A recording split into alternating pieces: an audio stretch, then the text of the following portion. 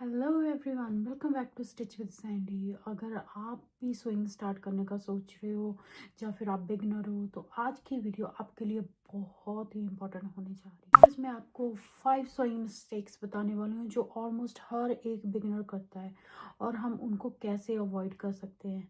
तो चलिए स्टार्ट करते हैं। तो सबसे पहली मिस्टेक है wrong needle selection. Yes, wrong needle selection, क्योंकि जब हम बिगनर होते हैं हमें नहीं पता होता कि कॉटन फैब्रिक के लिए डिफरेंट नीडल लगती है, जैसे डेनिम फैब्रिक के लिए डिफरेंट नीडल लगती है। They are the sizes in the needles and there are types in needles. So हमें उसकी नॉलेज होना बहुत ज़्यादा ज़रूरी होता है जब भी हम बिगनर्स होते हैं। तो अगर हम राइट नीडल को नहीं चूज़ करते तो हमें बहुत सारी प्रॉब्लम्स फेस करनी पड़ती है। तो जैसे थ्रेड स्किप होना शुरू हो जाता है, जो थ्रेड है वो ब्रेक होना शुरू हो जाएगा। समटाइम आपका जो फैब्रिक है वो भी डैमेज हो सकता है। सो जो नीडल की सिलेक्शन है वो बहुत ही ज़रूरी होती है। इसलिए जब भी आप नीडल चूज़ करो तो उसके ऊपर लिखा हुआ आता है ये स्ट्रेच नीडल है, ये कॉमन यूज़ के लिए नीडल है, ये डेनिम नीडल है। तो जब भी आप चूज़ करने जाओ तो please please please always select the right needle for the right fabric. कौन से फैब्रिक के ऊपर कौन सी नीडल जा रही है, नीडल्स के नंबर्स भी होते हैं और किस फैब्रिक के अकॉर्डिंग कौन सा नंबर नीडल का लगाना होता है। मोस्टली जो प्रोफेशनल मशीन्स होती हैं ऐसे वाली, वो नंबर्स के अकॉर्डिंग आती है। वो क्योंकि स्पेसिफिक चीज़ों के लिए होती है, जैसे स्ट्रेट स्टिच हो गया। इसके ऊपर हम बाद में वीडियो बनाएंगे क्योंकि ये मशीन्स भी डिफरेंट डिफरेंट काम आती हैं। तो आज हम नीडल की बात करते हैं। नीडल के बारे में अगर आप दूसरी मिस्टेक देखो नीडल में ही, इसी हम फर्स्ट टॉपिक में ही सेकंड मिस्टेक अगर कवर करें तो वो क्या होता है कि आप नीडल राइट तरीके से नहीं लगाते। जब आप सही तरीके से नीडल नहीं लगाओगे तो आपको सेम प्रॉब्लम्स तब भी आएंगी। आपका स्टिच नहीं आएगा, आपका फैब्रिक डैमेज हो सकता है, नीडल ब्रेक हो सकती है, कुछ भी हो सकता है। सो आपको अपनी मशीन के अकॉर्डिंग जो भी इंस्ट्रक्शंस दिए होते हैं उसको फॉलो करके ही नीडल लगानी है, उसके बिना नहीं लगानी, नहीं तो आपको ये सारी प्रॉब्लम फेस करनी पड़ सकती है। तो सेकंड मिस्टेक है थ्रेड टेंशन इग्नोर करना। जब हम कोई भी स्टिचिंग शुरू करते हैं तो हमें थ्रेड की टेंशन हमेशा स्क्रैप फैब्रिक के ऊपर चेक करनी चाहिए। अगर आपकी टेंशन थ्रेड की सही नहीं होगी तो आपका थ्रेड लूज आ सकता है, आपका थ्रेड टाइट आ सकता है, आपका थ्रेड बार बार ब्रेक हो सकता है।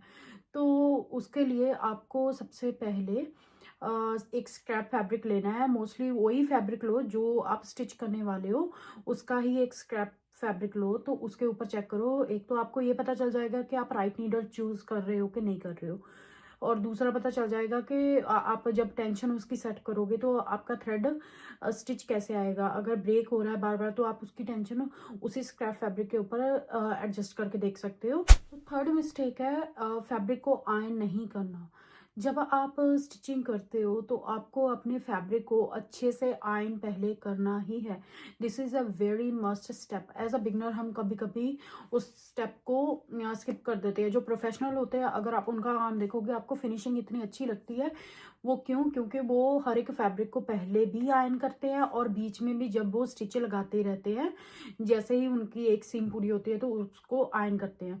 जब अच्छे से आप आयन करोगे तो आपकी फिनिशिंग बहुत अच्छी आएगी, आपकी फिटिंग बहुत अच्छी आएगी और आपको काम करने में भी मज़ा आएगा। जब आप स्टिचिंग करते हो ये एक टेलर की अलग सी फीलिंग होती है। जब आप उसको स्टिच करके आयन करते हो उसमें बहुत नीट एंड क्लीन फिनिश आती है और नेक्स्ट स्टिच लगाने में मज़ा भी आता है और अच्छे से भी आता है। बिगिनर हम थोड़ा ढीठ हो जाते हैं, नहीं चलो हम ऐसे ही स्टिच कर देंगे, बट आप एक्चुअल में डिफरेंस देखोगे जब आप आयन करके स्टिच करोगे और बिना आयनिंग के स्टिच करोगे।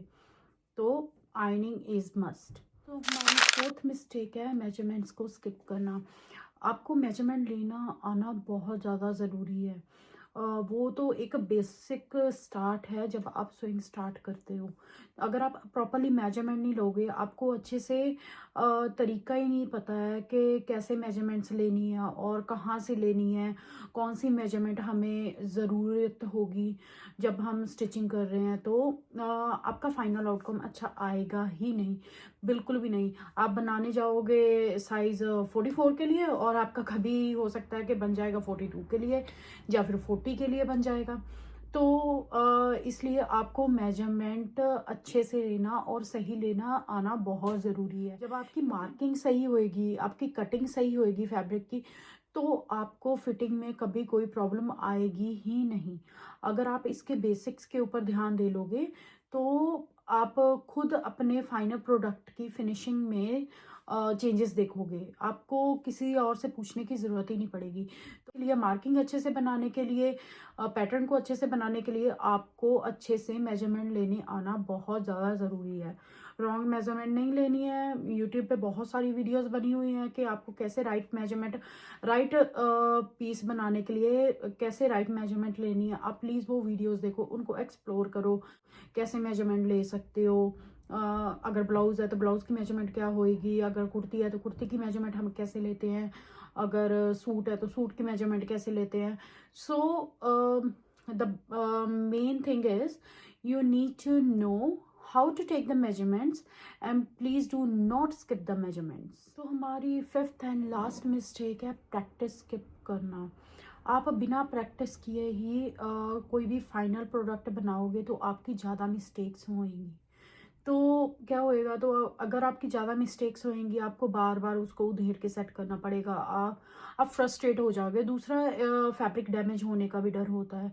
जब आप इतना सुंदर फैब्रिक लोगे, उसके ऊपर कोई चीज़ बनाने का सोच रहे हो तो आपको उसको बनाने के लिए बहुत सारे स्टेप्स के थ्रू जाना पड़ता है। अगर आपको वो स्टेप्स ही क्लियर नहीं होंगे तो आप कैसे बनाओगे, आपका फाइनल आउटकम अच्छा नहीं आएगा। तो इसलिए सबसे पहले स्क्रैप फैब्रिक के ऊपर आप प्रैक्टिस करो। उस डिज़ाइन को बना के देखो, स्ट्रेट स्टिचेस लगा के देखो।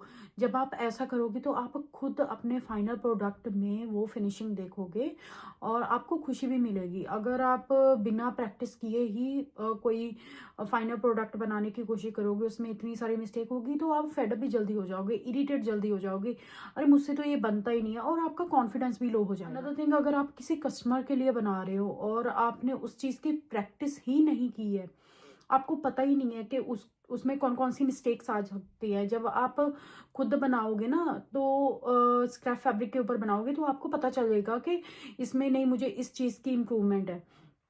हाँ, किसी को भी देख के या फिर हाँ, हम थोड़ा बहुत तो सीख सकते हैं, बट एक्चुअल जब आप स्टिच करने जाते हो तो तभी आपको उनके चैलेंजेस का पता चलता है कि हाँ भाई, मेरी मिस्टेक कहाँ हो रही है, मैं ऐसे स्टिच करूँगी, इसमें ये चैलेंजेस है, ये चेंजेस करने चाहिए। तो जब आप फाइनल प्रोडक्ट बनाने से पहले आई विल ऑलवेज सजेस्ट कि आप अपना प्रैक्टिस करो। Practice is must. तो ये थी वो 5 mistake with 1 extra tip in the needle section. तो जो आपको स्किप करनी चाहिए, हमेशा आपको अवॉइड करनी चाहिए। अगर आपको ये वीडियो हेल्पफुल लगी है तो please do share, subscribe my channel and like my video. And अगर आपको ऐसा ही कुछ कंटेंट और चाहिए, अगर आपको किसी चीज़ के ऊपर डिटेल्ड इन्फॉर्मेशन चाहिए, कौन कौन सी नीडल यूज़ करनी चाहिए, कौन कौन सी नीडल्स आती हैं, तो आप प्लीज़ मुझे इस वीडियो के नीचे कमेंट करें and I will make a elaborated video on that topic for you. Thank you so much. See you next time. Bye bye.